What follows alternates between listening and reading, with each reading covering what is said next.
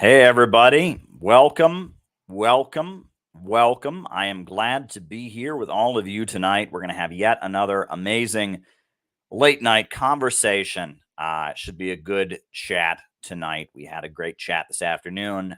We're doing two a day. Boom, boom, boom, boom, boom, boom. That's how we do them. And it's great. So hit the like button, hit the subscribe button, hit the notifications bell. Let's have a conversation.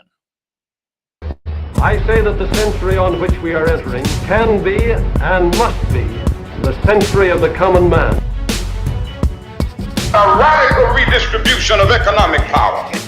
I mean, we know that racism is just a byproduct of capitalism. Everything would be all right if everything was put back in the hands of the people. We need a government that will make sure Americans are taken care of and organize the economy to serve the people, not the profits of a wealthy few. We now have the techniques and the resources to get rid of poverty. We got to start getting out there with the people. Get out of the movement and get to the masses. We need a government of action.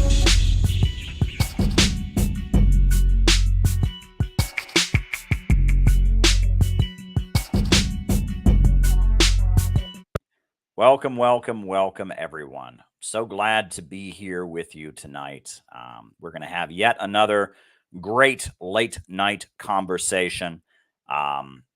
Should be very, very good. Now, for those of you who are not familiar, the way we do things is that I give my opening remarks, and my opening remarks are followed by a roll call where I call you all out as I see you, names and locations, and we find out who's on the other side of the camera.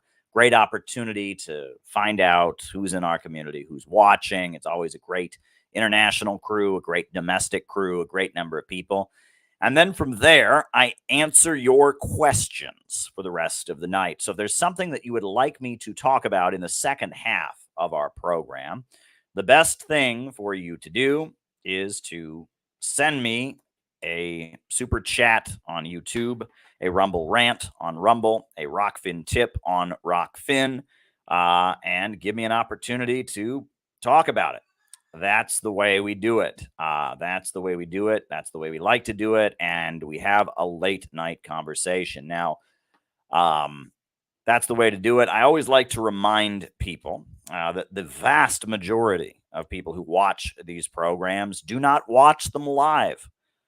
They watch them afterwards. But you who are watching this live have a special opportunity, a special privilege with your comments in the chat and with your Rockfin tips, your Rumble rants, your super chat questions. You have the ability to craft these conversations however you want to craft them. You can determine the course of this show. The second half of this show is in your hands. The power is in your hands. And so I encourage you to use that power and make the show go the way you want it to go. Bring up the topics that you want me to talk about. Send the super chats, the Rumble rants, the Rockfin tips. Make the second half of the program go the way that you would like it to go. That is my suggestion to you. That is what I would encourage you to do. So if you can do that, please do so. And as I have also pointed out on here, what we do here, the reason that these streams are enjoyable and special is because I'm watching the chat the whole time. Right now I'm looking at the camera, but then right over here is the chat. And then the camera, chat. I'm looking at the camera. I'm looking at the chat the whole time. This is an interactive experience. It's not just me blathering into my camera all night. If I was going to do that, what I would do is I would just do that, record it, and upload it afterwards. This is an interactive conversation. And you're just as much a part of it as I am. And I love that. I love the ability to get on here and chat with all of you about what it is that's on our minds, why we care about this.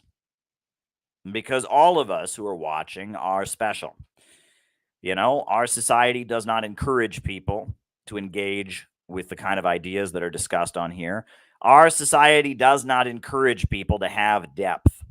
Our society does not encourage people to have concern for others to delve into these topics. You know, in the academic world, if you're smart and you understand this stuff and you have a real desire to learn, you get punished. You get bad grades, you flunk out of college. In the social world, if you understand the way things work and you are interested in it, people think you're a nerd. They think you're awkward. They want to know why you don't just want to drink alcohol and et cetera, and go clubbing. And in the family world, in the workplace, there could be serious consequences for digging into the truth and finding out why it is, and that the USA is attacking so many countries, and why our living standards continue to go down, and that almost some people just wish they did not know. They wish they didn't know all of this, because the truth has consequences, and they sometimes wish they could be willfully ignorant. But the reality of our system is something that there are serious consequences for knowing. However, we consider ourselves to be lucky. We consider ourselves to be lucky because we have been chosen by history to advance living standards. We have been chosen by history to be on the vanguard of changing the course of society's development.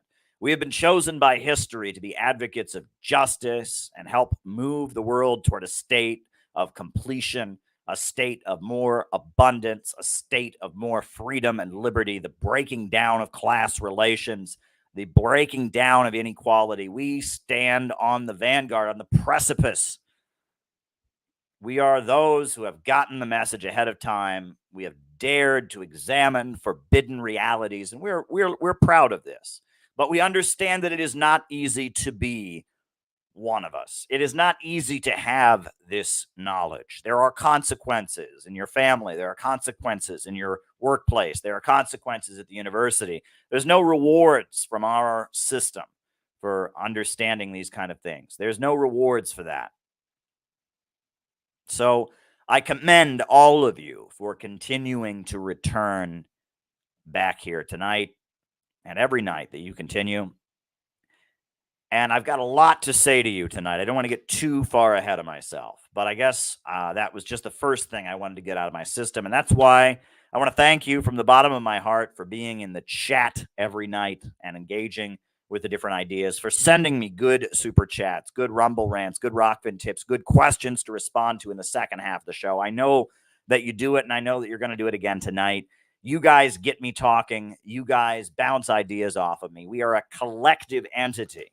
We are a collective entity, and this book that was published earlier this year, Where is America Going?, is basically the result of the collective work that all of us have done over the course of the last 5 or 6 years I've been on here. This is the 630th live stream that we have done together. 630 times I have come on here and engaged with all of you. I've answered your questions. I've done it 630 times, and we have definitely evolved. If you go back and watch program number 1, and you watch program number 100, you watch program number 400, we have come a long way. We've been through the pandemic together.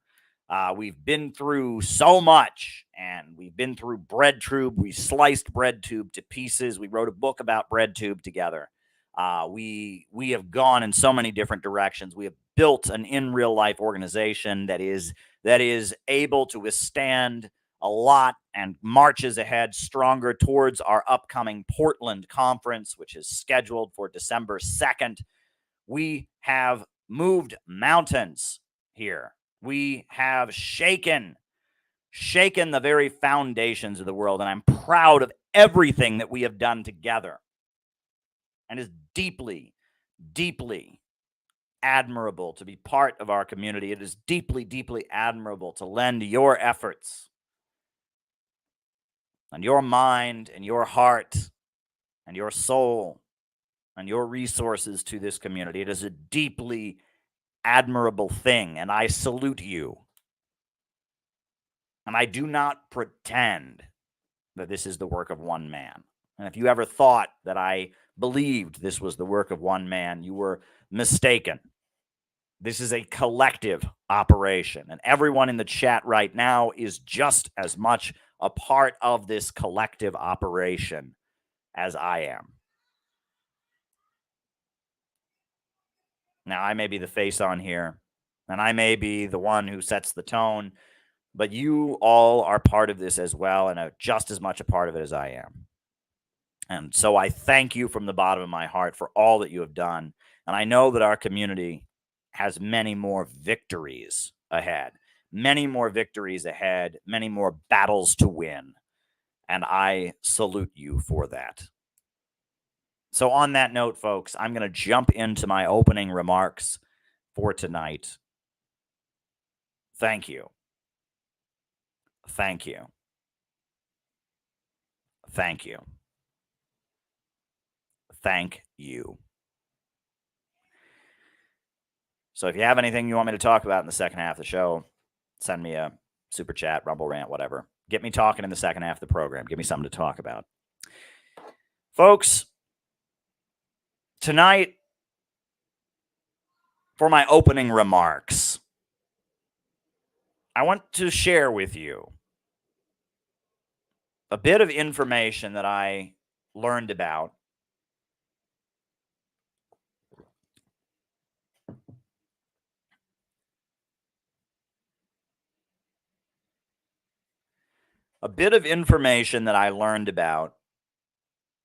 years ago. Years ago, I read a book by Fred Newman. People know who Fred Newman was. Fred Newman was a Marxist psychoanalyst who lived in New York City. He eventually started something called the New Alliance Party, which was a third-party phenomenon in the 1990s that got on the ballot in many states. I think he was a Trotskyite, but he was apparently quite friendly to Cuba, and I really don't know that much about him. His movement thought it was strategic to support Pat Buchanan and the Reform Party. I really don't know that much about him. He had followers in New York City. He was a psychoanalyst. He did, talk therapy with people, but he did it from a Marxist Trotskyite perspective.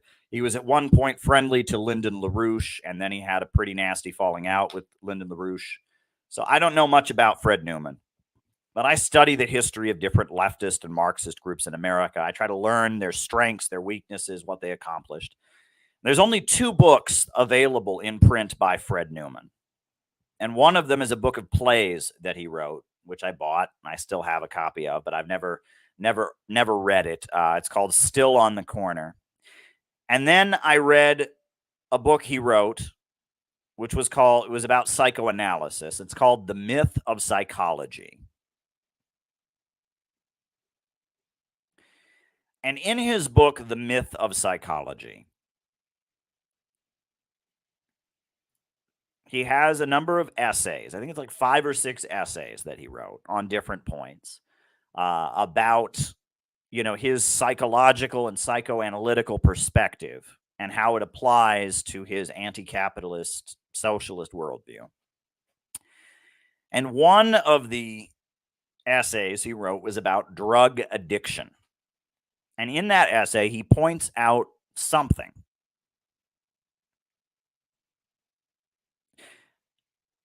that sounds bizarre, sounds absolutely bizarre. It sounds almost too strange to be true. But it's true.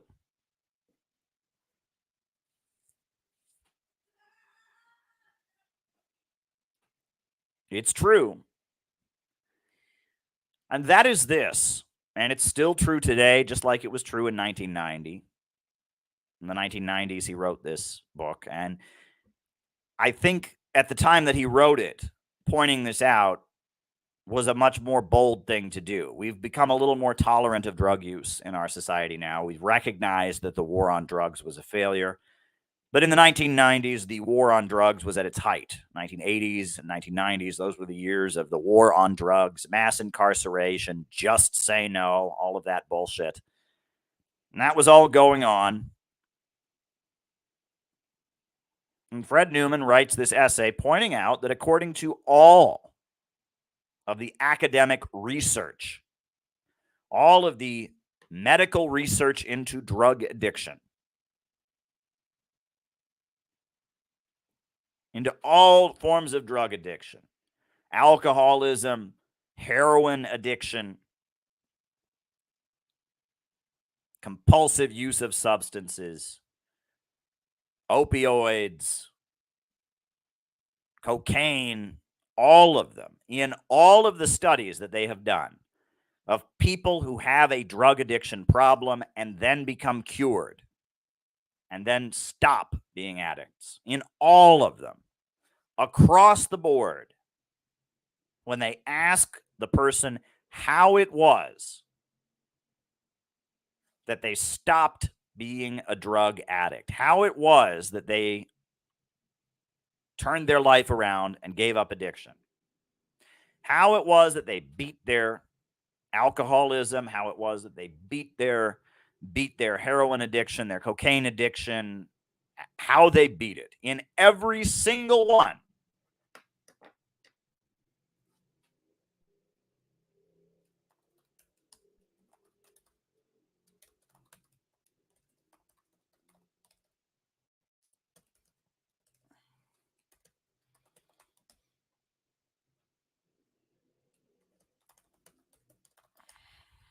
one second.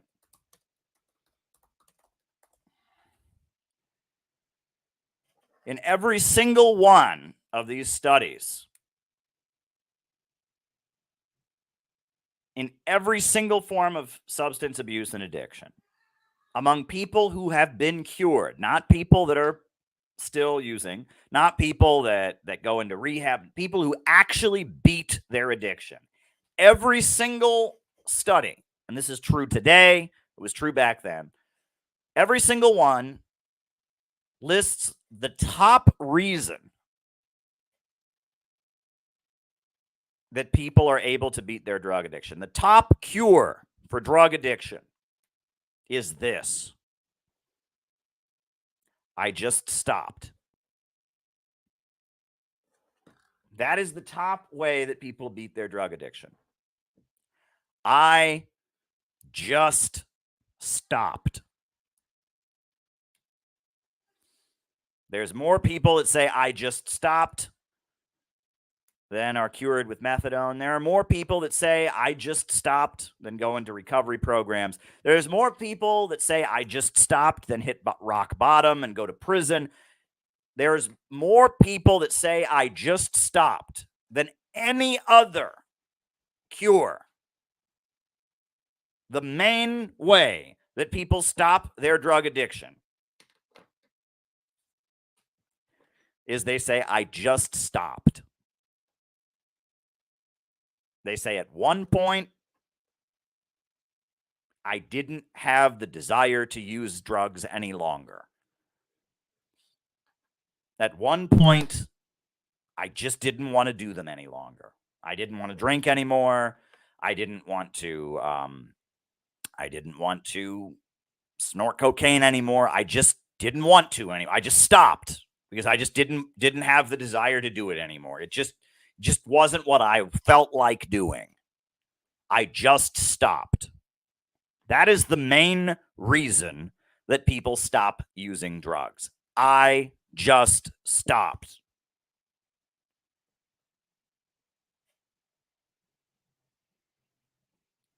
All the research shows this. The main reason people stop being drug addicts is because I just stopped. The desire to use drugs went away. For whatever reason, they don't know why, they just didn't want to do them any longer. What can we deduce from this? What sense does this make? All right, we know that addiction is chemical.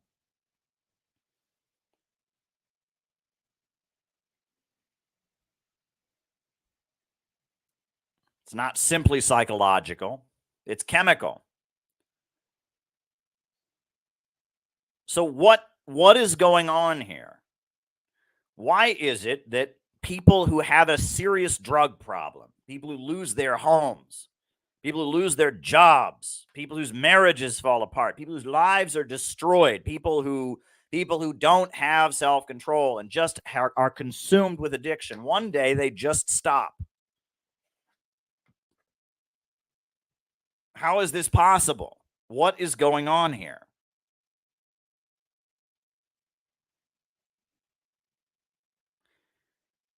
Well, this obviously points to the fact that there are things that go on in our minds and in our bodies that we are not aware of. Let me repeat that. There are things that go on in our minds and in our bodies that we are not aware of. There is a part of your mind that is hearing my voice right now and saying, wow, that Caleb's got a good point, or, oh, that Caleb's full of shit, I don't like him, or what in the world is that bookshelf behind him, or why is the curtain showing? There's a part of your mind that you are conscious of, that you are aware of, that you can explore. You've got memories that you can recall. You've got thoughts and feelings that you are aware of, but beyond your conscious mind,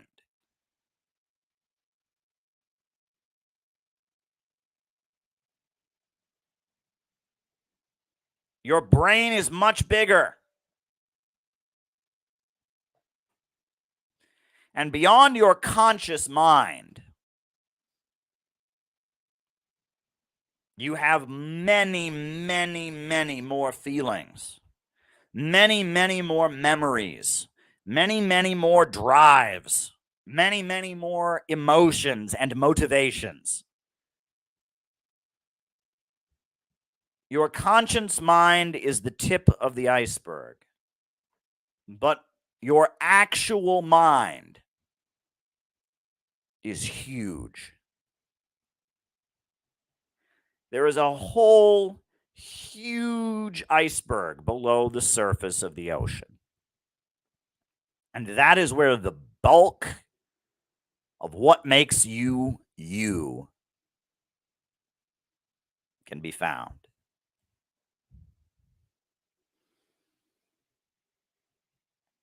This is something that is quite controversial. There are many people that deny this, say this isn't true, say that that's a bunch of Freudian hooey, say that's a bunch of hocus pocus. And there's no way to prove this. But when you look at something like people that are able to stop being drug addicts, giving the main reason being, I don't know why, I just stopped. I just didn't want to do the drugs anymore. There's something going on beneath the surface there. But the point of their statement is they are not aware of it. They don't know.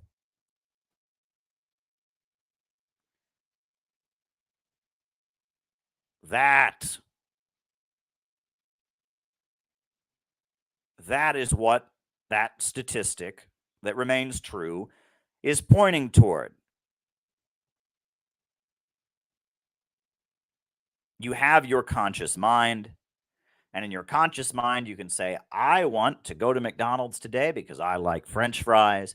I want to go to Burger King today because I like Whoppers. I want to put on a nice coat today so I'm not cold in the winter.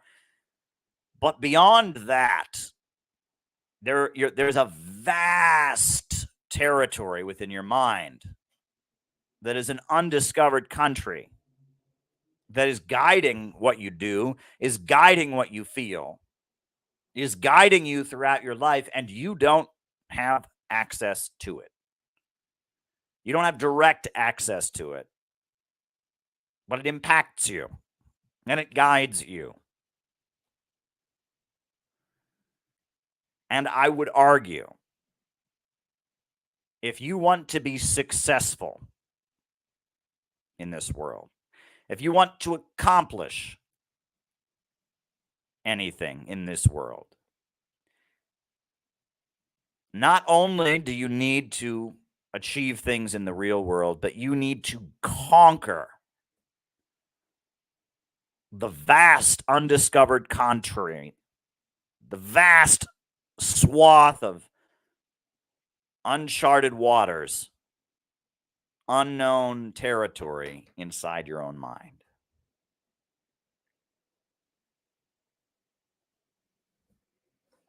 But so much of what we do as human beings, and so much of human history, the history of religion, the history of mysticism and spirituality, has been an effort on the parts of human beings to delve into this side of their mind and conquer it.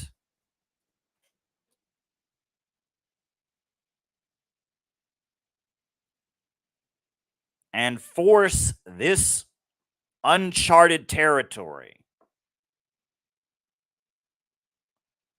within your own mind to be on board with your actual goals. If you decide in your mind, I would like to be a dentist, but yet you just can't make yourself get into it. You just can't make yourself get into it. That means that in your conscious mind, you might want to be a dentist, but that vast territory inside of your head that you can barely glimpse, you might see it in a dream. You might notice it every so often when you have feelings that you can't explain.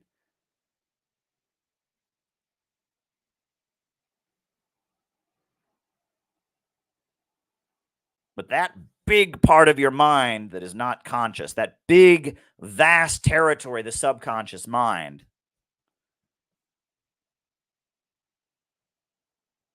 it doesn't want you to be a dentist.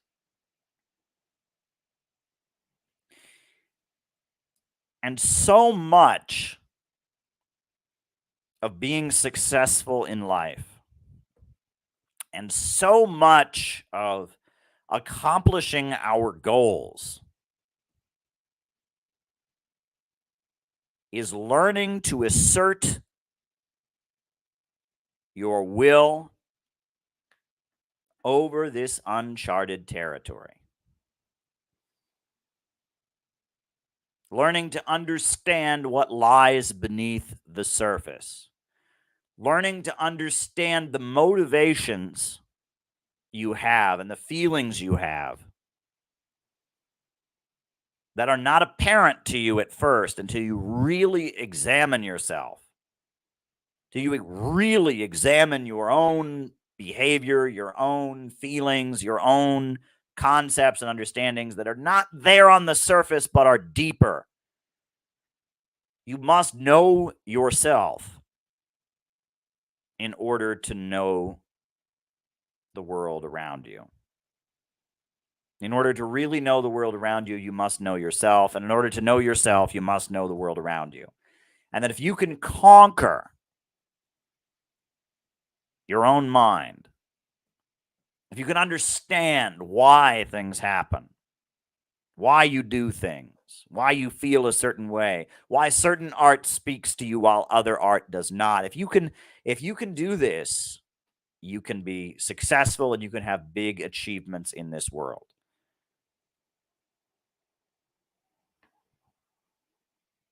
And so much of what people tell you about how to get through in this world, how to have friendships, how to accomplish things, so much of what they tell you is only surface level. Until we come to understand that there is a vast subconscious mind, and until we understand that we are driven in our feelings and in our interactions with other people by aspects of this subconscious mind, and until we start to try and understand our subconscious mind, and until we start to learn to mobilize our subconscious minds and really mobilize to get things done, not just with our regular mind, but with our whole being, our whole essence, until we put our whole being and our whole essence and our whole mind into accomplishing a goal, we're just on the surface level. We're just scratching the surface.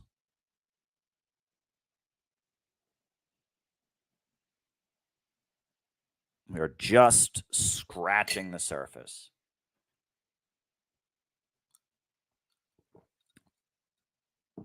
But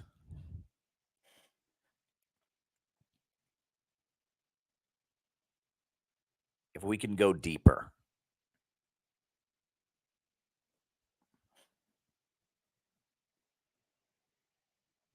if we can look ourselves in the mirror and say, why?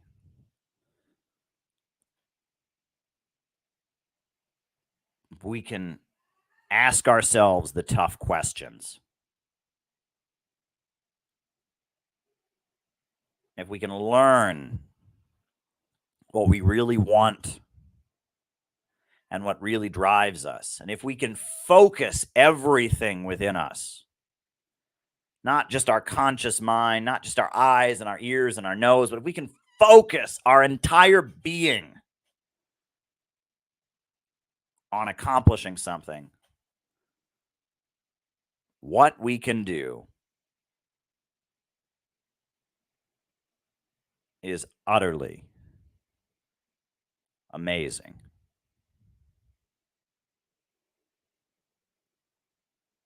And that sounds very individualistic. It sounds very atomized. It sounds like a little isolated personal journey. Like we're all alone. We're all locked in our own little cubicle, examining our own minds. But it's not like that. Because the key to understanding how your mind works is how you interact with other people. Human beings are collective creatures by nature, and our essence and our nature comes out constantly in our interactions with other people.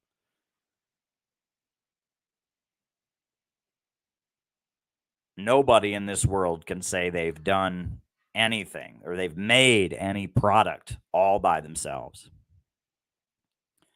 A writer might say, well, I wrote it all by myself. It was my idea. I wrote it. Well, you did some research usually, right? You generally do some research. You don't just speak it all out of your head, number one. Number two, you used a computer or a typewriter that was manufactured by somebody. Number three, your book was published. And that included, a book bindery, a book binding machine or something to that effect. That included trees that were cut down to make the paper. You didn't make that book all by yourself, Mr. Writer. You didn't. And they say, okay, Caleb, but what about a wood carver? Well, maybe that wood carver went and got the wood all by himself, but he didn't carve it with his bare hands. He carved it with a knife. And that knife, that special wood carver's knife, was made in a factory by hundreds of different people. If you go to the store, every product that is there is the result of the combined labor of thousands and thousands of people. Thousands of people helped assemble that product. Thousands of people shipped that product. Thousands of people put that product on the store shelf. Nothing in our world is made in isolation. And no human mind is created in isolation. When human beings are isolated from each other, their brain starts to fall apart. That's what's called solitary confinement. And when people are in solitary confinement for an extended period, their brain comes apart. People need to speak to other people. If people do not speak to other people, they begin to go crazy. And if you ever met somebody who's spent an extended period of time in solitary confinement, someone's been in solitary confinement for a month or 2 months, they stop. Their mind starts to come apart, and they don't recover from it. It's one of the saddest things. But people who've been in solitary confinement in prison for 2 months, 3 months, they stop looking at other people in the face when they speak to them. They lose the ability to make eye contact. They start to lose the ability to speak with other people and interact with other people.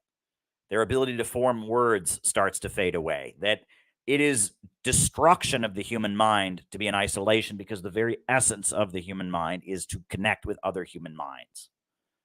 Human beings are collective in nature, and all that human beings do is done collectively.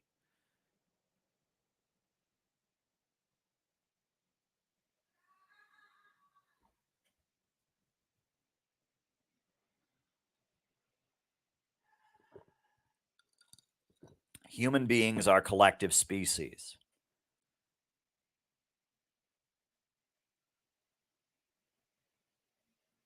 Human beings are collective in nature.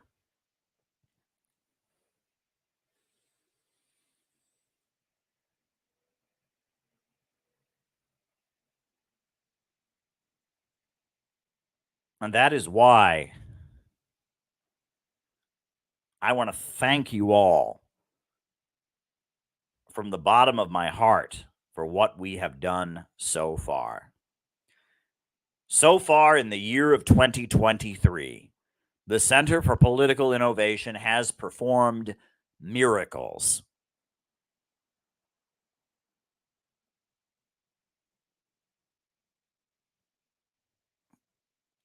February 19th, the Rage Against the War Machine protest happened in Washington, D.C., and our organization was an official sponsor of the rally. But not only did we sponsor the rally, not only did our members come from around the country to support the rally, but we had an after party at a hotel near the White House in Washington, D.C. We had a beautiful after party,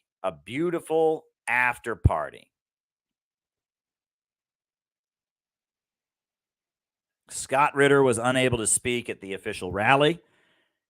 And so afterwards, between 160 and 200 people came to the hotel in Washington, D.C., and this happened. Center for Political Innovation exists is to put on events like this, to give a platform to ideas we don't widely hear in the United States, to educate people about anti-imperialism and socialism. And that is why it is really an honor tonight to bring forward our guest of honor, a real hero, someone who deserves to be heard from the heavens. Everyone should hear what this man has to say. Scott Ritter is here. Scott Ritter is here. We are proud that Scott Ritter is here. This is a hero. This is a hero right here.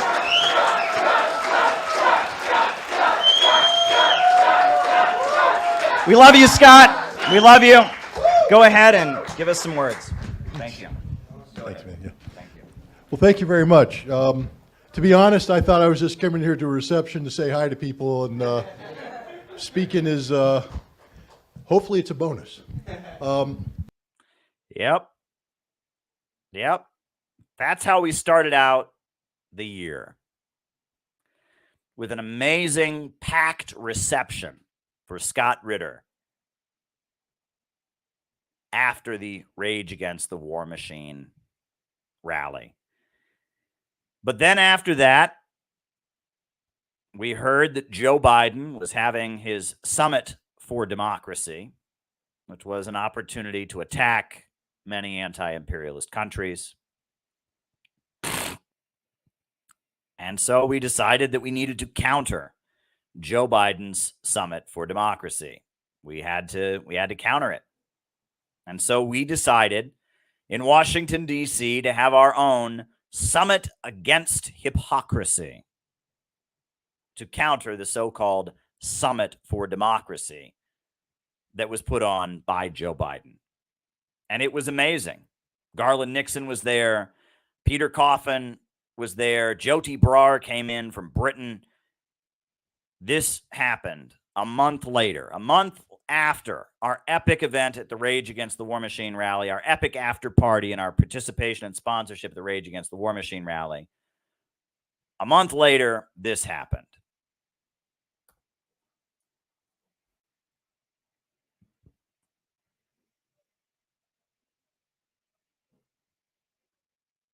Down, in fact, to make us feel that the countries who we should be identifying with are our enemies.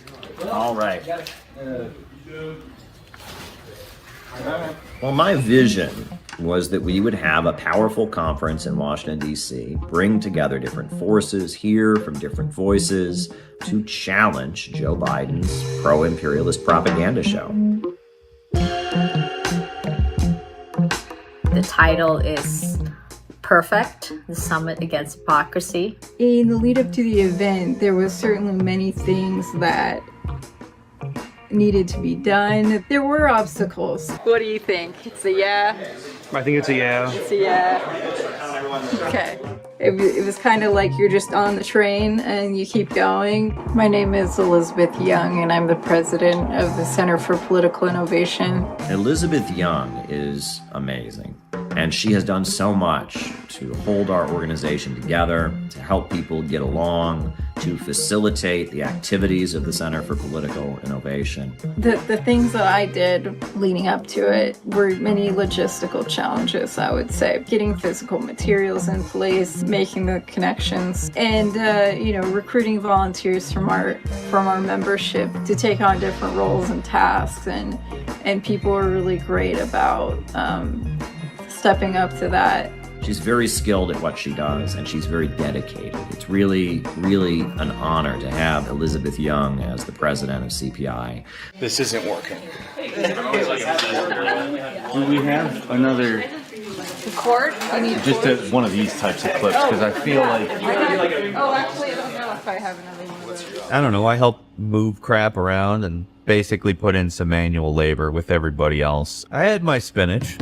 I participated in the setting up mostly, more than I did the organizing of the Summit Against Hypocrisy. And the day prior to the event, myself, Caleb Maupin, and our president, Elizabeth Young, went to a storage unit, got lots of the stuff we needed out of storage, including lots of flags that once we got back to the house, I was ironing. 7, 8 flags, something like that. Yeah, that's a good question. They made it, right? Yeah. So where are they? Did you leave selling them out at the house? What? We're bringing them out at like a glorious moment. Like they're hidden at the beginning. So someone has to go back and get Stalin them out. I will go get them. No more Stalin, we gotta get it. All right. Stop Stalin and go get them out. Anyway. It was go. I woke up, ate breakfast, got in the car with Peter and some other comrades, and got cameras and equipment, supplies and whatnot. You know, we put a lot of work into staging the conferences. El Pueblo Unido Jamás Haas and Pfeffer Incorporated. What's the last part going? Jamás. Unloaded the car, I put up the banners, spread the books out. So I'm a school teacher with $60,000, $70,000, $80,000 in student debt. I really don't know. I try not to think about it that much, but it's a lot. So I had to buy a $500 plane ticket on a $2,000 a month paycheck. Luckily, the hotel had a continental breakfast. That helped out. But yeah, I'm broke till the next payday. But I wanted to be there. It meant a lot to me to be there. I'm now thinking of eating fried rice. Free food gang represent is all I'm saying. But I did also eat a bunch of Danishes like a minute ago, so that wouldn't be. A, aftertaste, and B, I would get fat. There's a very simple principle that people from a working class background understand, and it is that when there's free food, you eat it. And especially if you're spending all morning moving a bunch of heavy crap around, big bins of water bottles, crates of books. Yeah, you gotta eat. And our convention was a paying customer of the hotel. Amazing Danishes there. Our political opponents, people in the ruling class, the class enemy, spends a long time staging propaganda for imperialism, staging events to stir people up, to support war. You look at the Democrat convention, the Republican convention. So it's necessary for those of us who are serious about building a socialist community to work hard to make our events well staged and well put together, practicing the opening ceremony, making sure that everything goes the way it should go. We put a lot of work into that, and I think that's important. And, you know, you have to practice things. So after after Jetta, when Garland is done speaking, Jetta will then call Peter up to the podium, and even if it's not 3 o'clock yet, we'll go right into the next one. Second panel. After that second panel is over, Peter's going to call me up, and I'm going to invite people to do our White House thing. The other thing is, we really want to get this room looking as clean as we possibly can. The next thing we got to do is that when the sound is set up, we'll practice the opening ceremony then. Great. I think we're good to go. You hear these words, human rights and democracy, and you just think, good, that has to be good, freedom, liberty, human rights, democracy. And so putting the title in there and with that spin, Summit Against Hypocrisy, it's calls their bluff right there. It's right in the title. The intention is to draw the attention of the public to the fact that these words that they feel good about, that they're supposed to care about and be invested in, are being used maliciously. They're being used coercively. And to me, that's a trick that's being played on people. All right, let's do this. All right. Okay. Shall we? Okay. We know you through different names. Some of us know you through the Talmud and the Torah. Some of us know you through Jesus and the Bible. Some of us know you through the Quran and the Prophet Muhammad. Some of us know you only through the beautiful, ever-changing world you've created. God, we just want to do our part, our little part, in opposing all the injustice and evil and standing for truth. And speaking to people in a way that they can hear it. Getting people to open their hearts and open their minds to understand that something better is possible. Oh God, we just ask that you join us today. Help us. Speak through us. Let us do something beautiful today. Let us do something powerful today. Let this be a day people remember for the rest of their lives, God.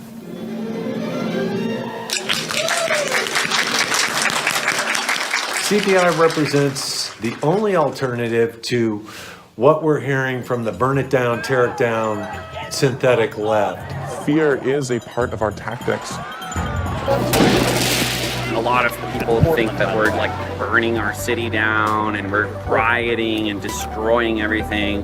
I mean, I think there's some level of truth to that. No one else is saying that you can actually be patriotic in that you love this country and you love the people, but you despise the people who are running it.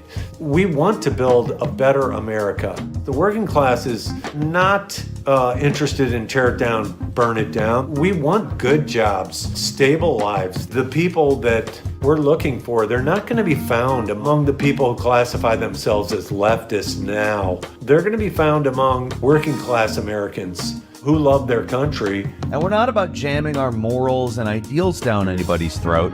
We're about reaching people and attempting to spread knowledge. And that means you're going to disagree with some people at some times. That said, no one is less of a person because they think something different about how the economy is going to be run, or because they don't understand a cultural issue, or because they don't like the way they feel like they're being pressured to act within society. Yeah, it's certainly possible for that stuff to be messed up, but if our assumption is just that everybody's like evil, a fascist is a fascist, we're not going to get anywhere. And if you've got that in mind, it should be obvious why we would have somebody like Scott Ritter to speak. Like, he's got this cool idea, I forget what it's called. Oh yeah, not having a nuclear war. I am the epitome of a Reagan Republican. I grew up child of a Cold War. My dad was career military, and the first president I voted for was Ronald Reagan. I believed in war. I wanted war. I worshiped war because war was my salvation. Salvation from you, you communist-loving socialists. All jokes aside, though, it's an absolute honor and a privilege to be here for the very reasons I just said, because while we may not be cut from the same piece of cloth, we do seek to be sewn into the common clothing of a nation that needs to be shielded from the nakedness of its imperial ambition. All righty. So that's what we did in March. And that was the Summit Against Hypocrisy. Great conference. If you have a chance to watch it, Nick Brana spoke, Garland Nixon spoke, Dr. Wilmer Leon spoke, Jyoti Brar. I mean, so many amazing guests and great talks about different countries from different members of our organization. It was really, really dynamic. So then a couple days later, some of us decided that we were going to head up to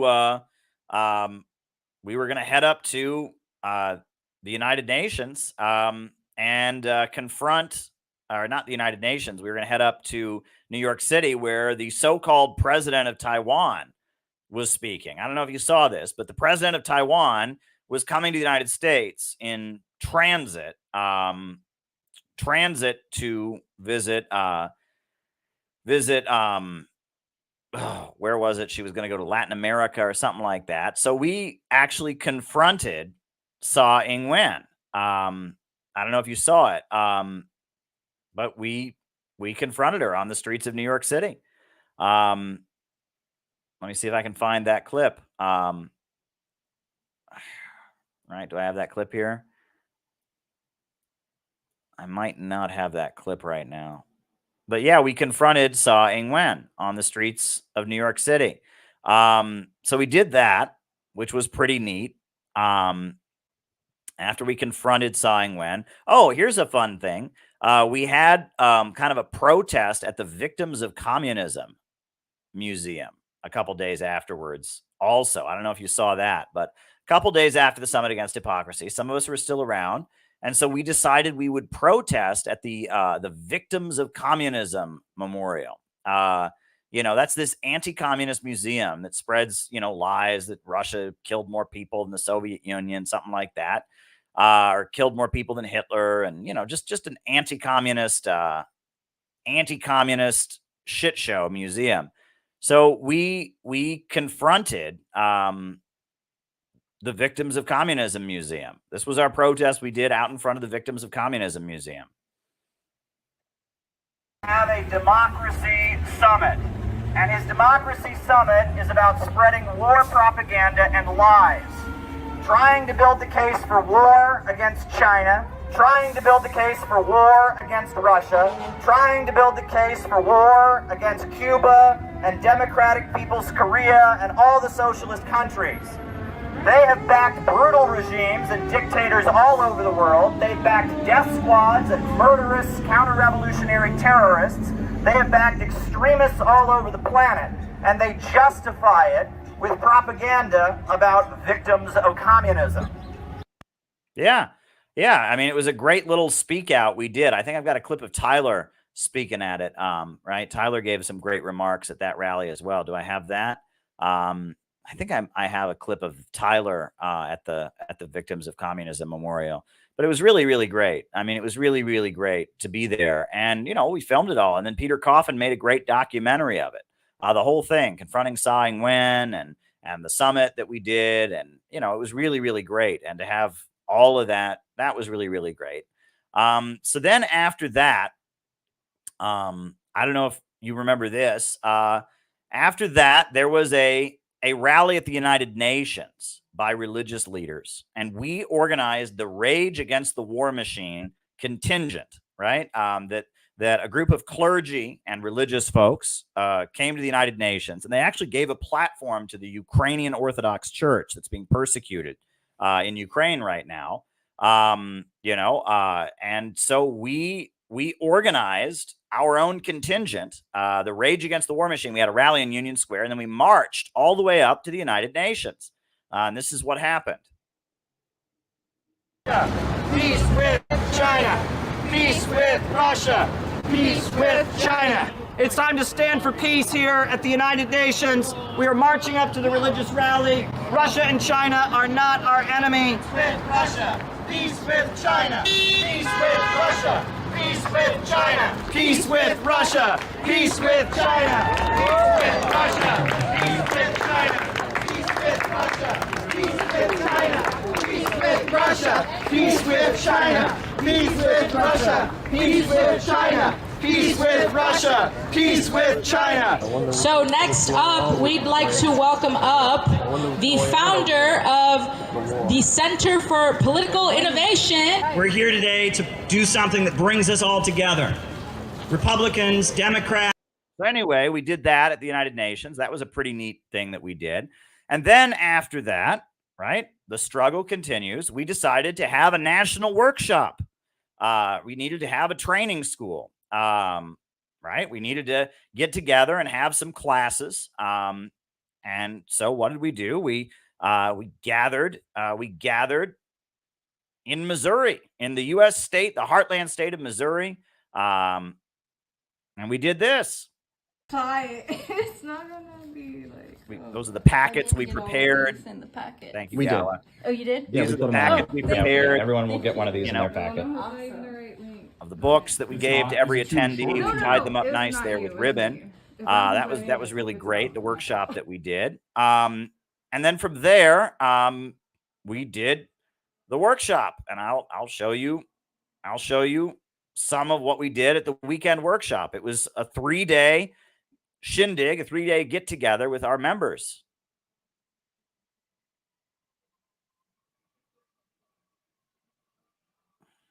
All right, 10 more jumping jacks.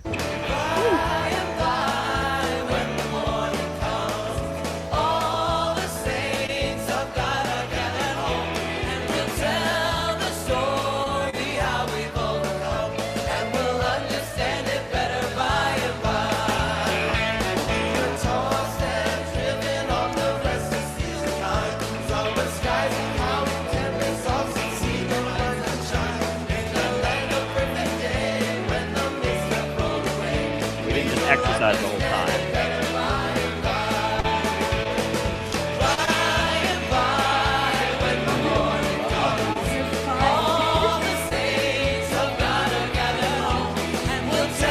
We did. Yeah, we put them on. Yeah, everyone will get one of these in their packet.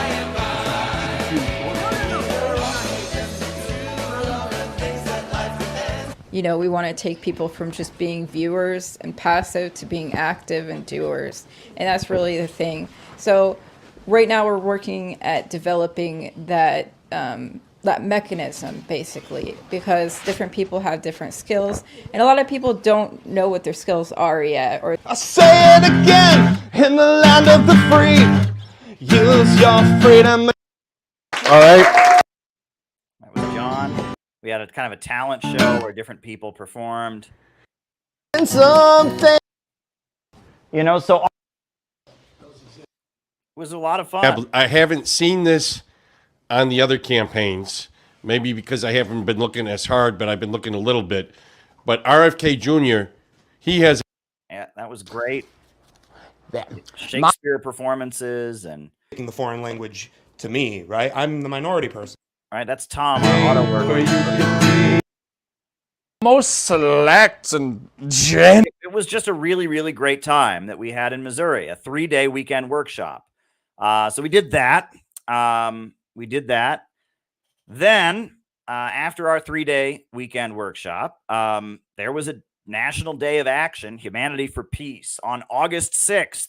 I don't know if you heard about this. August 6th, right? There was a Day of Action, Humanity for Peace. There were protests that happened around the country, and we organized the rally in Chicago. We organized the rally in Portland, Oregon, and we also, we were part of the rally that happened that in New York City. So I've got a short clip of that.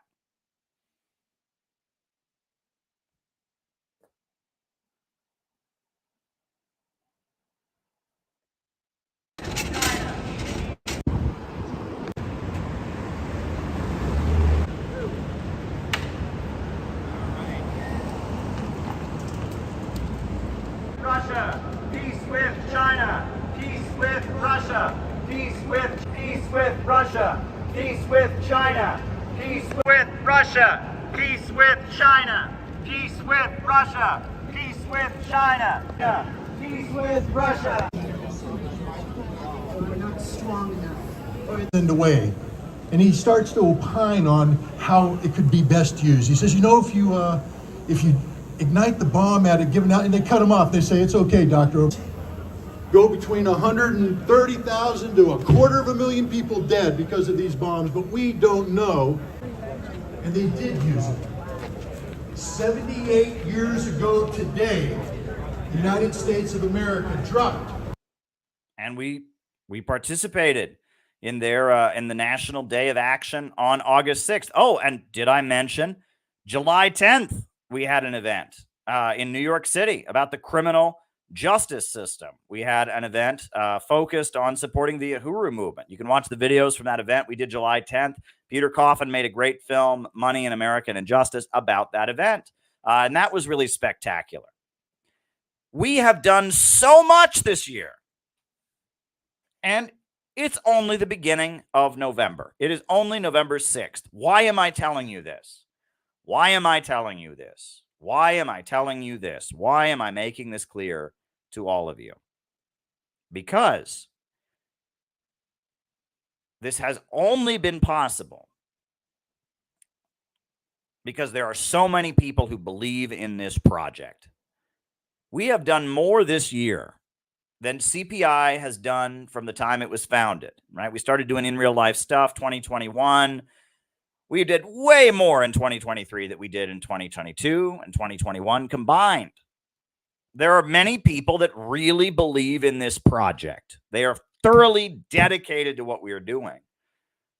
And now we're planning to finish off this year with a very, very important convention, our first national convention in Portland, Oregon. And we are going to have an anti-imperialist convention in Portland, Oregon. And I got to tell you, things are already looking up for that. Last night, my phone rang.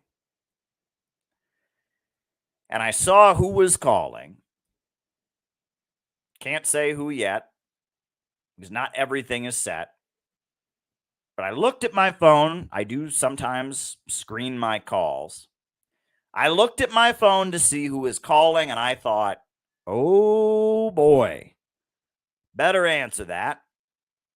I answered the phone, and it was a very prominent person.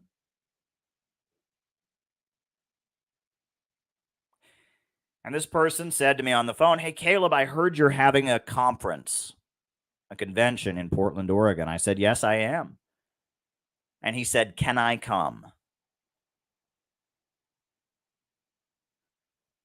And I said, yes, you can. Yes, you can. And he said, all right, give me a couple days to get back to you. I think I'll be there.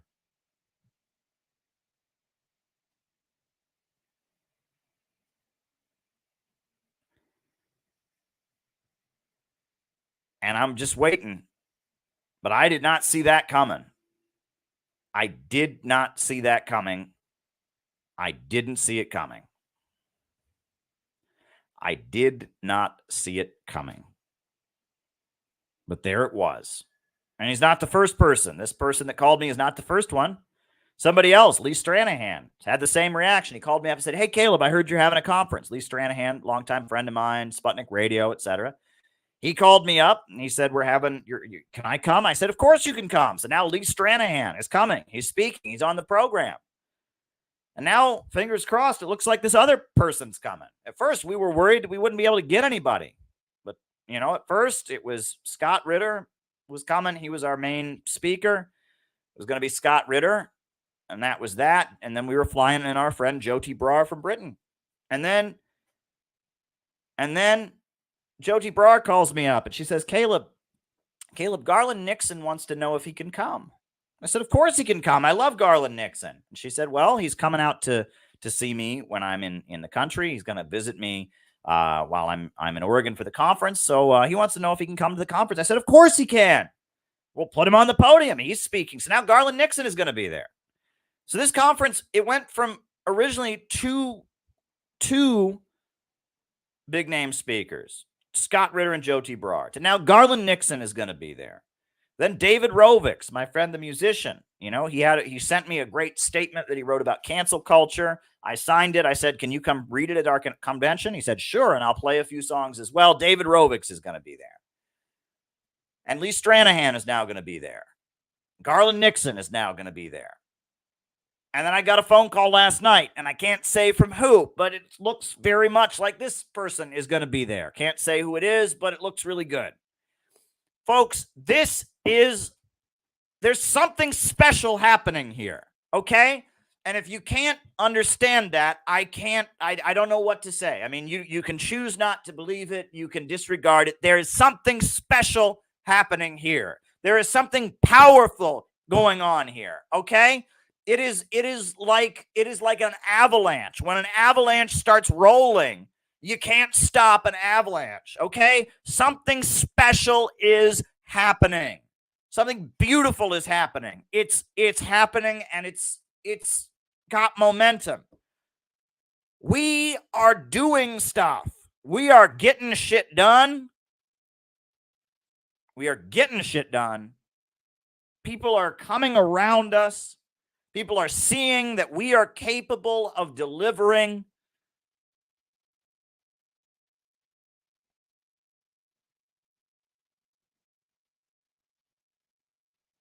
There's something happening here. And if you don't believe it, and if yeah, I mean, maybe seeing is believing. Maybe you have to be in my shoes. Maybe you have to be in my shoes. Maybe you have to be seeing it from my perspective. And it's difficult. We all live our own lives. We all see things our own way. We all have our own experiences. But I'm looking at this as me and going, how is this happening? It's happening because I know that there are so many people that are focusing on it. I'm not the only one. There are hundreds of people who are praying for the Center for Political Innovation, who see that our goals are their goals, who want to see us succeed, who don't want us to fail. And there are so many people that are pulling together and saying, Caleb, we need you to pull this off. Caleb, we want this to be successful. Caleb, we're with you. So many people are doing this. And Elizabeth Young is working her butt off and, I mean, is dedicated. Christina is out there postering, and people are in Portland right now. I don't know if you saw it. Maybe I already showed you the images, but people are hanging door knockers.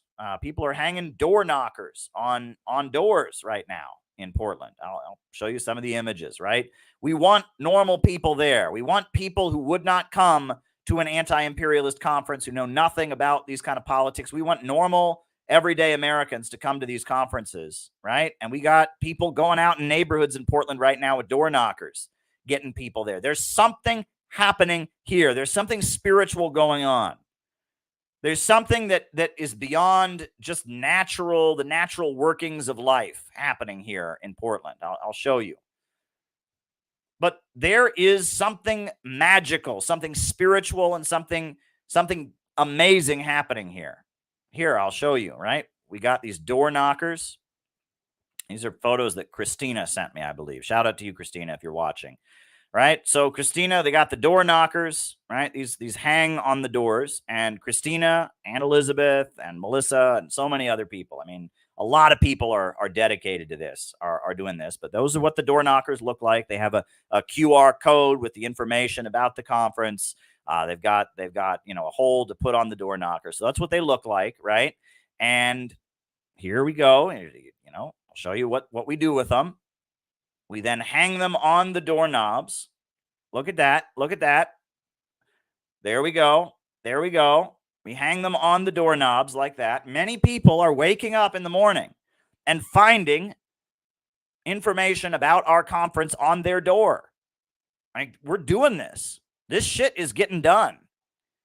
This shit is getting done because people believe in it. People believe in it. And we've raised money, and it's been hard. It's not been easy to raise money. We've been raising money, but we're raising money, and it's good. The people that have stepped up, and we're going to continue raising money. But we're headed toward December 2nd. The National Convention of the Center for Political Innovation is happening on December 2nd. We're less than a month out. It's getting bigger every day. Lee Stranahan's going to be there. David Rovix is going to be there. Scott Ritter is going to be there. Garland Nixon is going to be there. Jyoti Brar is going to be there. Rainer Shea is going to be there. Chris Halali from the Party of Communists is going to be there. There's going to be some libertarians there from the local libertarian anti-war candidacy, the anti-war. There's going to be people from a Russian community center there. There's going to be, it is gaining momentum. This is looking to be something spectacular coming up. This is going to be an event you don't want to miss. This is really turning into something. There is energy here. There's momentum here that I have not seen before.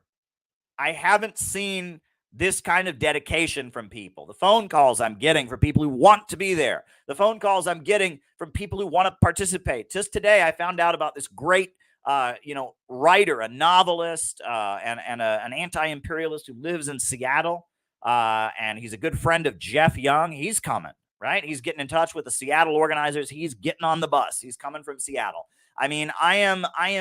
Something's happening, folks. Something really, really spectacular is happening. Go register for the conference if you're coming. Go register.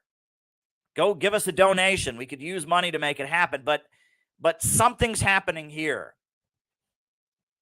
But if I've learned anything in life, never quit while you're ahead. Never quit while you're ahead. If it starts going easy and then you go, okay, don't do that. Never quit while you're ahead. The momentum is coming. The crowd is coming. The people are recognizing what we're doing and how special it is. Now is the time to hit the pedal to the metal. Now is the time to put our foot on the gas and go full speed ahead.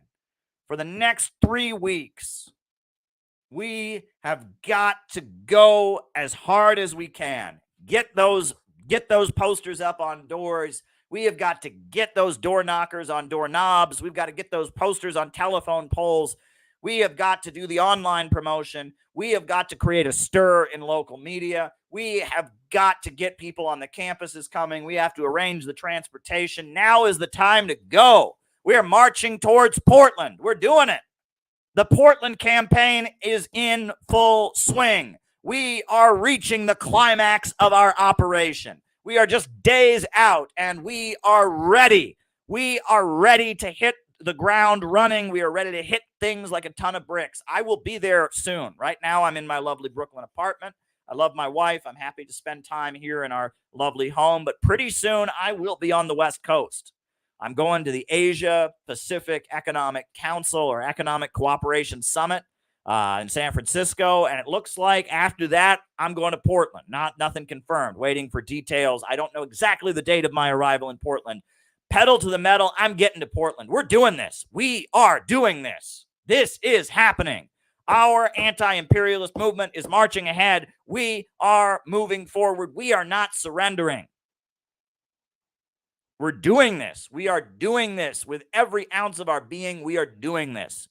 We have done more this year than we've done ever before, right? We have got a new energy. 2023 is a year of destiny. We are marching forward to build an anti-imperialist movement. We are going to stop World War III. We are going to stop the low-wage police state. We are going to mobilize average working-class Americans to stand up for their community and their neighborhood and their state and their country against Wall Street. We are doing it. This is a full mobilization of our organization. People are coming from around the country. People are flying in from Minnesota. People are flying in from Chicago. People are driving in from California. They're driving down from Seattle. People are flying in from New York. People are flying in from Washington, D.C. area. We are convening in Portland, Oregon for the Center for Political Innovation's first national convention, and celebrities are coming, and musicians are coming, and communists are coming.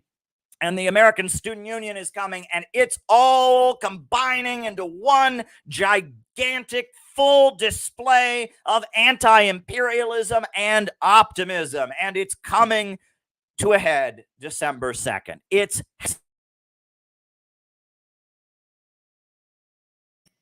happening. It's happening, and I can thank you all for this. Prayer works. Prayer works. This is happening because we want it so bad. This is happening because we want it so bad. This is happening because we don't just want it in the front of our minds. This is happening because we want this with all of our being. This is happening because we aren't just mobilizing our conscious mind and saying, well, that would be really nice if they had an anti-imperialist conference out there. And no. This is happening because every bit of our being, every part of us, every ounce of our being, every piece of our souls needs this to happen. We need this community. We need these values. We need there to be a hopeful, optimistic anti-imperialist movement. We need people not just to say they're against something. We need people to say that they're for something. We need to get out of the movement into the masses. We need to show people that their enemy is not in Gaza or Tehran or Moscow or Beijing. Their enemy is at home, and that we can build a whole new America beyond their rotten imperialist system. We need this. You know we need this. I know we need this. We need this badly, and we need it with every ounce of our being. Every ounce of our being is calling for this. We need to have an amazing anti-imperialist gathering. We need to show people another way, a way beyond the pessimism and the hopelessness of the synthetic left, a way beyond the bigotry and atomization and selfishness of the right. We need the politics of Eugene Debs and Harriet Tubman, William Z. Foster, Gus Hall, Huey Newton, John Brown. We need that American optimism, that brotherhood, that community, that love for your fellow man, that optimistic hope that we can go out and build a better future, that belief in growth, that belief in humanity. That's what we need. We need it so much. We need it urgently. And because we all need this urgently, because we are all city builders, and because we know that we can't sit back and wait for somebody else to do it for us, we know that we've got to start building it ourselves. We are doing it. And some people are doing it with their outreach and their dedication and their work. And some people are doing it with their dollars and their donations. And some people are doing it with their prayers and with their meditations and with their focusing. And some people are doing it just by being here and cheering for us and saying we're with you, but we are doing it, but we cannot stop. Now is not the time to stop. We need to raise more money. We need to mobilize more people. We need to fill that auditorium up, and we can't stop while we're ahead. Now we've got to march right in to the beast. We've got to march right in, right? The enemy would like to stop this. The enemy would like to throw us off course. The enemy would like for us to be overconfident. The enemy would like for us to think, oh, okay, now we're set. We don't have to worry about it anymore. No, now we must go for the kill. Now we must press on to the summit.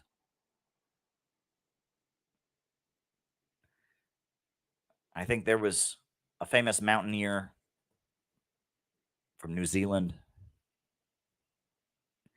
who said something to the effect of, we conquer the mountain and ourselves.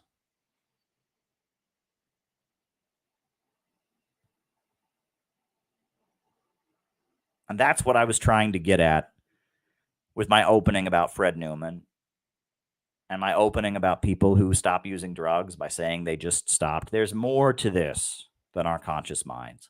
There's more to this than our brains. There's more to this than what we think and philosophically understand to be the right way. There's more to this. There are bigger forces at work here. This is bigger than me. This is bigger than you. This is bigger than all of us. This is bigger than the United States. This is bigger than Russia. This is bigger than China. There is something much bigger going on in the universe right now. And we are a small part of a very, very big confrontation that is happening between the forces of good and the forces of evil. And stuff is happening that is way bigger than we can imagine. And all that we can hope for is that we can play a good role, that we can do the best to play a good part in striving for the forces of light against the forces of darkness. That's all we can do. And I consider it an honor to work with all of you to carry out our goals, to be successful. I consider it a deep, deep honor. And I thank you from the bottom of my heart for all that you have done. And I thank you for the escalation that will come in the next 3 weeks so that we accomplish our goals and then some. And we hit a home run, a grand slam. We hit it out of the park like you won't believe. I'm looking forward to it. Dare to struggle, dare to win. We are city builders and we will be victorious. Names and locations, folks. Names and locations. I will call you all out as I see you. Names and locations. Who's with us tonight? Names and locations. Who is with us tonight? Names and locations. Names and locations. Who's with us?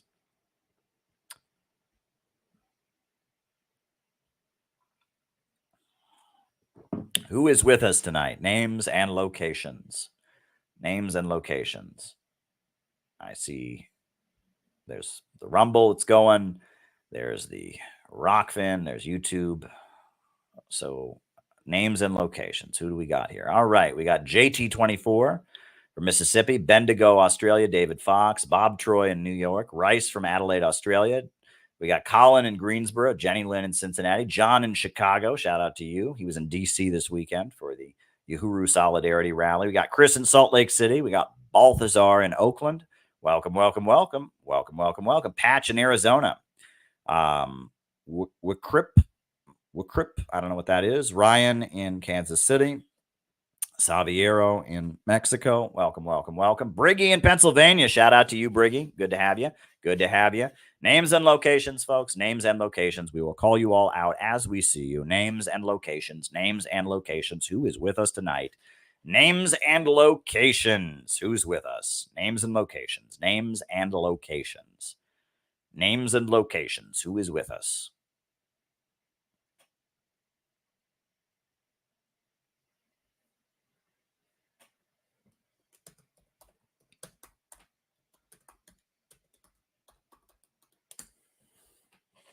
Names and locations. We got Brendan in Palo Alto, Northern California. We've got Auckland, New Zealand, Kiwi Corner. We got Boris in Schiller Park, Illinois. They're on the Rumble. Who is on the Rockfin? Do we got anyone on the Rockfin? We got anyone on the Rockfin? I see Hempcar is leaving some comment. Oh, Ellie in Chicago is on the Rockfin. Shout out to you, Ellie. Good to have you. Good to have you.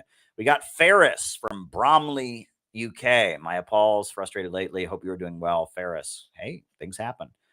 Saviero from Mexico. Ryan Clark in Kansas City. Names and locations. Names and locations. Names and locations. Moonlight Beach, California. Scott S. Anthony in Detroit. Welcome, Anthony. Good to have you, Anthony. Names and locations. Names and locations. Who is with us? Names and locations. We got Prester John in Cincinnati, I take it. Oh, that's Chris in Salt Lake City. All right. Well, glad to have you all here, folks. Make sure you hit the like button. Make sure you hit the subscribe button. Make sure you hit the notifications bell. Make sure that you do all of those things. So now I will answer people's questions. I don't see any Rumble rant questions, so I will answer super chat questions because I don't see anything on the Rockfin, but we got a few super chats. So right here we've got Would you consider Netanyahu and Zelensky to be Bonapartist? Well, my understanding, you have to understand that with all of these concepts, Bonapartism is not a concept Marx spent a lot of time exactly explaining. Marx wrote a book, The 18th Brumaire of Louis Bonaparte, in which he explained the rise of Napoleon's nephew, Louis Bonaparte, who became the military dictator of France in 1851. And he explained it as capitalism was in a crisis, so the liberal system of France kind of collapsed into militarized authoritarianism. There was a divide in the ruling class between the conservative party of order and other factions in the ruling class, and there were socialist uprisings that were taking place. So in that context, the liberal open society collapsed into an illiberal authoritarian one, and it was a fight within the ruling class. That's what Marx describes in his book. He never even actually calls it Bonapartism. But then later, with the rise of the Soviet Union, with talk of the Kornilov affair, and Kornilov becoming the military dictator, Kornilov trying to become the military dictator, Lenin writes about Bonapartism and about the attempt to establish some kind of military dictatorship and crush the provisional government. And then Trotsky talks about it. And what Bonapartism actually is something that very few Marxists can agree on. And most Marxists don't even really have any understanding of it. Most people who refer to Bonapartism, they use it, it's mostly Trotskyites and others. They point to various socialist governments and say, well, that's not really socialism. That's just Bonapartism. That's what they use it for. My understanding of Bonapartism is that it's a process. It's not an ideology. It is something that happens when there are divisions within the ruling class. But it's a process. First, you have a capitalist crisis. That capitalist crisis foments a political crisis. And the factions in the ruling class begin to divide, and they begin to fight with each other. And then they try to utilize the state in the disagreements among them. The state is used by one faction to suppress other factions. And that as liberal open society collapses into authoritarianism in response to a long-term capitalist crisis, this is a process called Bonapartism. That's the argument that I make in my book. Zelensky is not that, right? I mean, Zelensky actually, he took power on a platform of wanting peace with Russia. He doesn't actually rule the country. He lives under the threat of the military and of NATO. He's just kind of the front man for this Ukraine operation. He's definitely not a Bonapartist. He doesn't represent one faction of the Ukrainian ruling class suppressing others. He represents NATO. He is just an imperialist puppet, and he's a puppet of the military, and he doesn't even have the freedom to carry out his electoral program. So no. Now Netanyahu is a little bit different because Netanyahu represents, there's a very clear divide within the Israeli ruling class. There's a liberal faction, and then there's a much more hard right faction. The liberal faction tends to be in line with the overall interests of imperialism, whereas Netanyahu tends to be more independent and in line just with Israel's short-term gains. You saw when Netanyahu went to the United States to attack the Iran nuclear deal, there were a number of generals in the Israeli military who urged him not to do that. In fact, there were a number of figures in Israel who supported Obama's Iran nuclear deal, even though Netanyahu made a full mobilization against it. And this is what you have to understand. So Netanyahu, you could argue, represents one faction of the Israeli ruling class trying to assert its will over other sections of the ruling class, trying to change the way the judges are, the judiciary is set up in order to protect himself, etc. So Netanyahu is closer to the understanding of Bonapartism that I put forward in this book. When I talk about fights within the ruling class, liberal open societies collapsing into illiberalism, he is more in line with that definition than Zelensky. I don't see Zelensky as Bonapartist at all. I just see him as a front man and a puppet of the West. Netanyahu represents a faction within the Israeli ruling class fighting with another faction in the Israeli ruling class. He's the hard right wing that is aligned with the new right of Europe kind of fighting against the more globalist-oriented faction. But Netanyahu still doesn't have absolute power in Israel. Israel hasn't fully collapsed into full-on illiberalism. It's still a very illiberal society. I mean, I believe their constitution allows for torture. The Israeli constitution allows torture. I believe, there are things about Israel that are very, just from the moment it was founded. I mean, it's a settler state, for Christ's sakes. I mean, Israel, its whole existence has illiberal aspects. It's not a Western country. It is a settler state. It's like Rhodesia, right? It's like apartheid South Africa. It's a bunch of Western colonizers set up a country and run a government. So that said, it's a little bit different, and it's not exactly, this isn't, Bonapartism is usually something we talk about, the Western liberal democratic capitalist societies collapsing into authoritarianism. Hitler is an example of Bonapartism. Mussolini, right? Italy was an open democratic society, collapsed into an authoritarian society. We talk about, Roosevelt was kind of, like a dictator. I mean, he had pretty much absolute power, and he did that by forming, a united front with the working class, et cetera. And he suppressed, many factions within his own class that were against him. Woodrow Wilson played a similar role during World War I. And that when we talk about Bonapartism, we're talking about a liberal, open society collapsing into authoritarianism as one faction of the ruling class kind of brings the hammer down to try and stabilize society in an economic crisis. And it doesn't happen immediately because the ruling class fights against it. The ruling class doesn't want it to happen because they get suppressed and they fear the power that a Bonapartist has. And in order for a Bonapartist to do what he's got to do, even if he's not a socialist, even if he's a vicious anti-communist right-winger, he still has to hand out the goods. He has to mobilize the working class, at least at one faction or section of the working class, to have his back, right? You can't have an authoritarian regime unless there's a lot of people who economically benefit from it. And this is true in any part of the world, right? People won't stand it, right? If you're going to have a brutal military dictatorship where people are afraid to say what they think or they could get disappeared in the middle of the night, where, somebody's got to be benefiting from it, right? I mean, the only way that the military regime of South Korea could stay intact under Park Chung-hee is Park Chung-hee handed out the goods like crazy, built a state-run steel industry, developed, and that's how he was able to get away with his brutal authoritarianism. Hitler was only able to get away with what he did because he took very dramatic economic moves to stabilize the German economy and created an economic boom,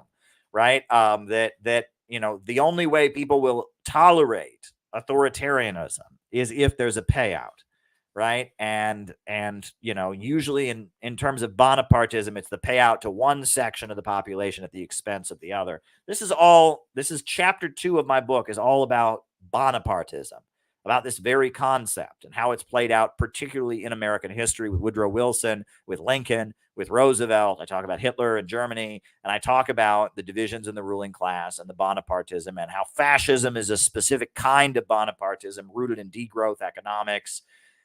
There's a lot there. So you're asking me, are Zelensky and Netanyahu Bonapartists? Netanyahu kind of is one, but he's not the classic definition because he's not in a Western liberal open society. He's in a settler country. So it doesn't exactly apply. But Netanyahu kind of, Zelensky, no.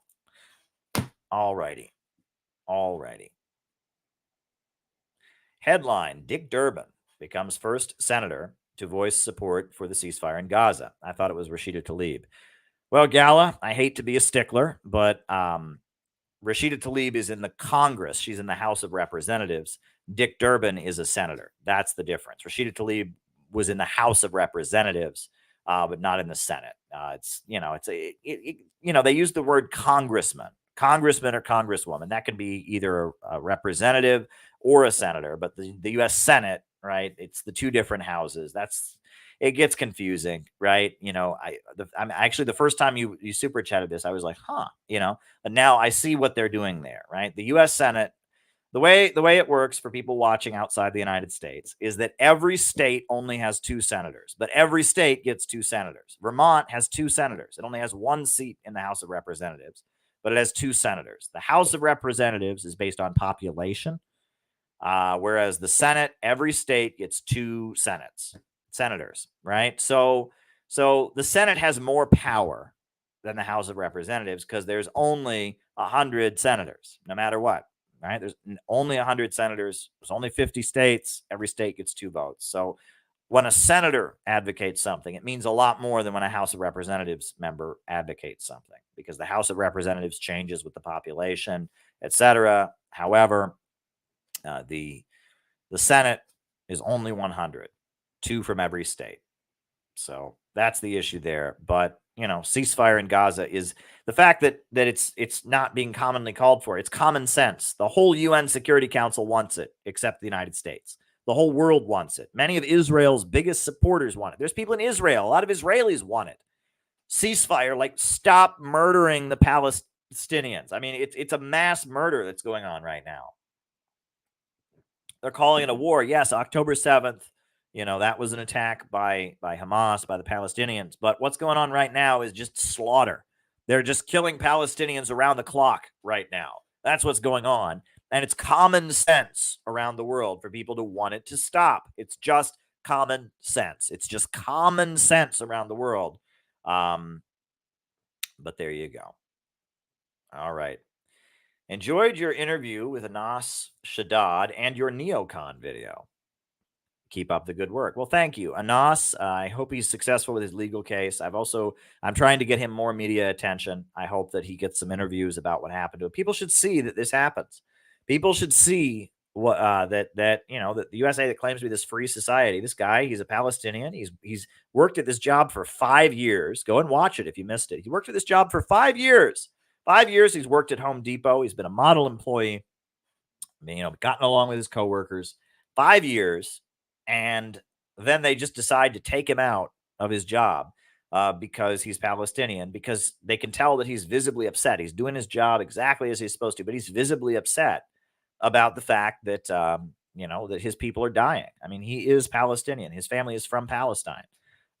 So, you know, I'm glad I was able to highlight his case. I hope that more people see that interview, and please post it around, spread the word, right? Let people know about Anas, and Anas is happy to do interviews. If you know a reporter who'd want to talk to him, Anas, please, you know, I can put you in touch. You know, it's an important case. Very, very, very important case. All right, folks, I play music on these streams, and I actually had meant to play this piece of music already, but I didn't get around to it. And I've got 2 more super chats to get through. You know, so if you have any more super chats, send them my way. I'm going to play an Irish song. It's called The Minstrel Boy, and it was used during the Civil War quite a bit. It was loved by U.S. soldiers during the Civil War. Now they play it at the funerals of cops and firemen traditionally. And they used it in the movie Black Hawk Down. They used a version of it done by Joey Strummer in the movie Black Hawk Down. But it's just a classic Irish song about you know, a young boy who plays the harp, who fights in a war. You know, the sadness of a young musical teen boy going to fight in a war. And they play it traditionally at the funeral of cops and firemen in New York City because they tend to be Irish, right? In New York City, the cops and the firemen tend to be Irish. And, you know, there were originally only 2 verses to it, but then there's a 3rd verse that's a little happier. It ends on a pretty sad note, but then they wrote a 3rd verse, which is happier. So I found a version where they perform the 3rd verse, the happy ending verse. So I'm going to put on The Minstrel Boy.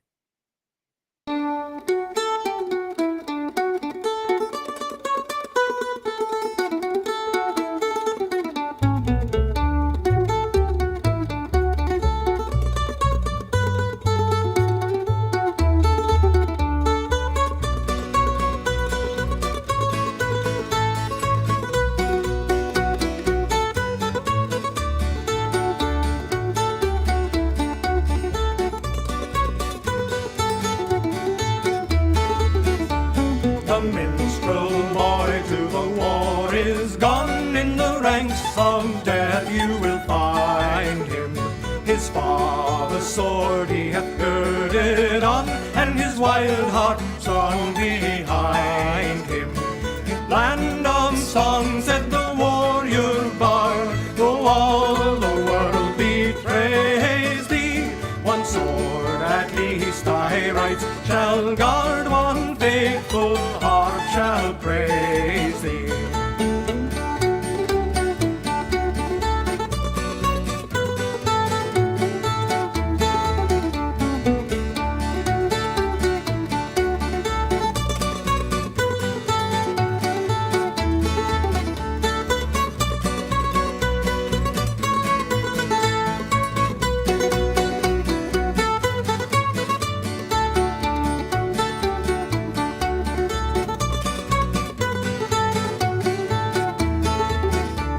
The minstrel fell, but the foeman's chain could not bring that proud soul under. The heart he loved ne'er spoke again, for he tore its cords asunder, and said, no chain shall sully thee, thou soul of love and bravery. Thy songs were meant for the proud and free, they shall never sound in slavery. The minstrel boy shall return again, when we hear the news we will cheer it. The minstrel boy shall return again, torn perhaps in body, not in spirit, and then may he play his harp in peace in a world as heaven has intended, when all the works of war shall cease and every battle must be ended. All righty. There we go. Is this on the Free State of Jones soundtrack? I watched Free State of Jones. I don't remember this song being in there. That's interesting. I did not know. Did they use this in Free State of Jones? I liked Free State of Jones. It was a good movie, but I don't recall this song being in that movie. Maybe it was. Maybe it was. All right. Very, very, very good. All right. So we got 2 more super chat questions. If anyone has any other questions, shoot them my way. If not, then I will just answer these. But John McCarthy says, one of the passengers in our van from Chicago made the trip just so he could hear Scott Ritter speak. Yes, Scott is an American hero. I stand with Scott Ritter. I am not ashamed of talking to Scott Ritter, shaking Scott Ritter's hand. The fact that he's prevented nuclear war, the fact that he has exposed the lies of American imperialism, that as somebody from the military, he has dared stand up. He stood up at the Iraq War and exposed the weapons of mass destruction thing being a lie. And as a UN weapons inspector, he certainly had credibility, and they tried to destroy him then, but he just keeps going. I'm proud to know Scott Ritter. Scott Ritter's a great man. He's a hero. Scott is great. I'm proud that he's coming. I love Scott Ritter. All right. And Gala says hero. Well, you're a hero, Gala. Everyone watching this, everyone in our community is a hero. And I believe deep down, all of us have a desire to become heroic. I do believe that. But that's part of what it means to be a human, right? That's why people want to be parents. That's why people want to have children, right? Being a parent is heroic. You're bringing a life into this world. You're raising a child. You're giving them unconditional love, right? And that people want to see themselves as heroes. And a parent is a hero, right? A fireman is a hero. Somebody who serves their community is a hero. And that we all have a desire to be heroic. We all have a desire not simply to fulfill, our needs, not just to eat, not just to sleep, not just to, have sexual satisfaction. We all have a desire beyond that for a sense of heroism, for a sense that we made a contribution to the world. We did something good. We left the world better than it was before. We all have a desire to become heroic. And that, I feel like, is one of the things that has been stripped from the next generation of Americans. They have been stripped of that ability. All right. I will say there are a lot of people on the internet. There are a lot of them, and maybe some of them are watching right now, and maybe I'll get through to them. I just hammer this home, right? That I have been to many funerals in my life.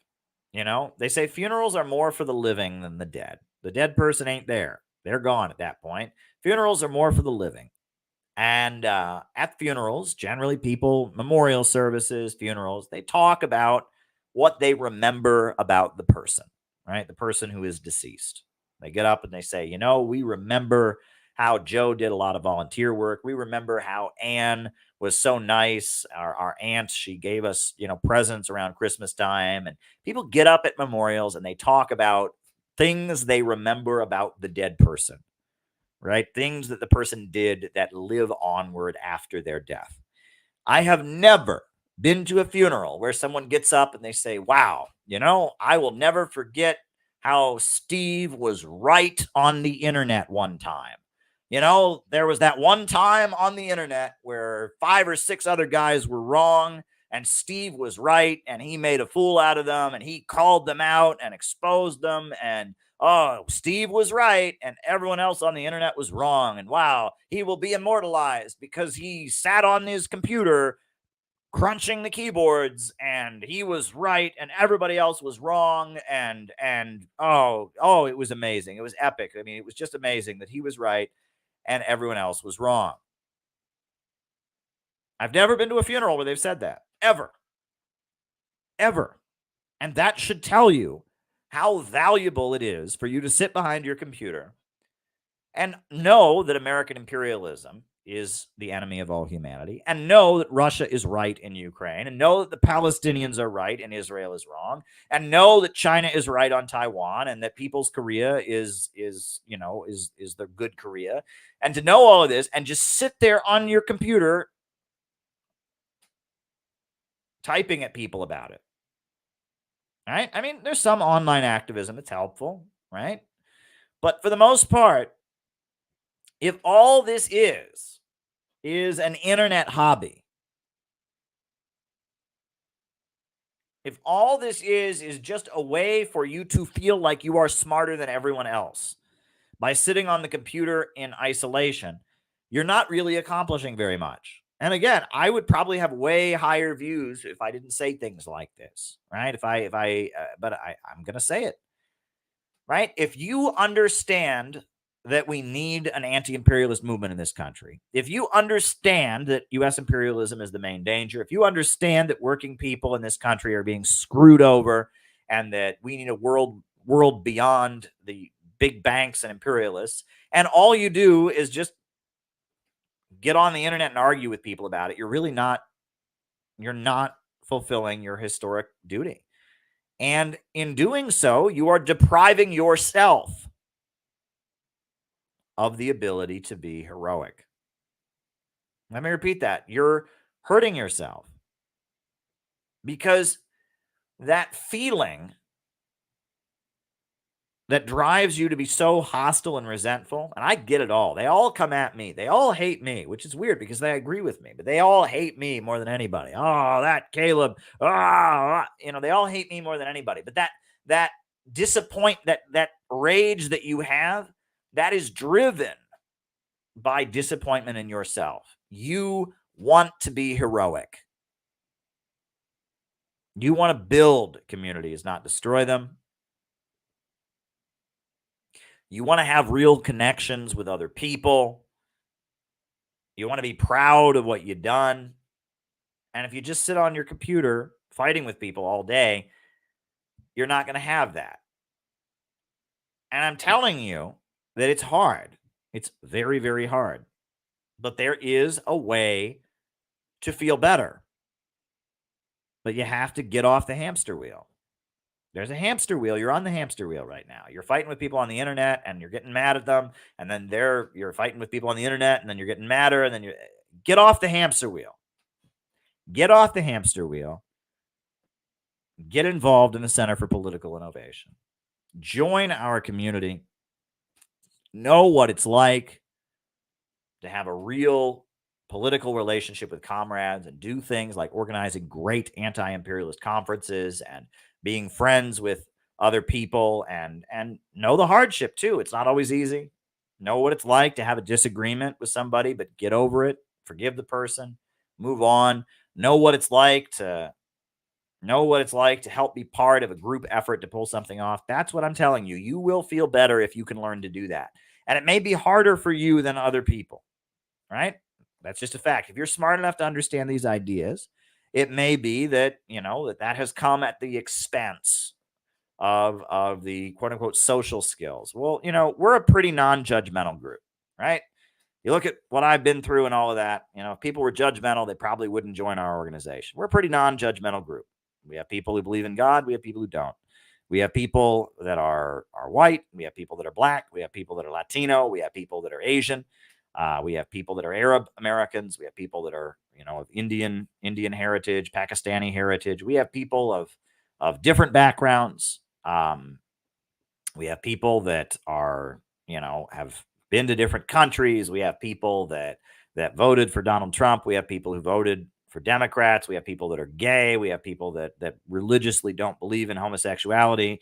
We are a pretty tolerant bunch.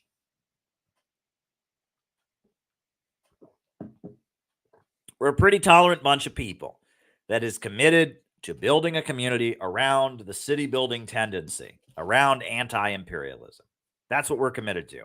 And I thank you, Gala, for your super chat saying hero, because I do believe that there's a part of everyone who's watching this that wants to be a city builder, that wants to be heroic, right? That I believe. I believe there's a part of every person who's watching this who wants to be heroic. And I am appealing to that part of you to get involved. Get involved. Give yourself to this. That's what I'm appealing to. Because we need heroes right now. If there's a part of you that wants to be a hero, the world has never needed heroes more than it needs them right now. So get involved. Join the Center for Political Innovation. Be a hero. Find the heroic part of yourself and let it loose. The part of you that wants to be a hero can come alive in the Center for Political Innovation. And on that note, folks, I'll be back tomorrow at noon. It's been fun. Yeah, it's been fun. I'm going to put on the closing music.